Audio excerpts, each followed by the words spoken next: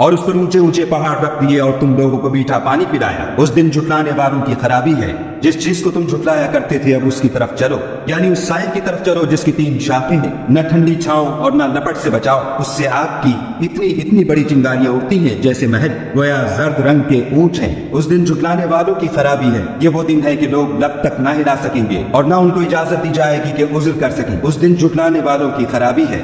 یہی فیصلے کا دن ہے جس میں ہم نے تم کو اور پہلے لوگوں کو جمع کیا ہے۔ اگر تم کو کوئی داؤں آتا ہو تو مجھ سے کر چلو۔ اس دن جھٹلانے والوں کی خرابی ہے۔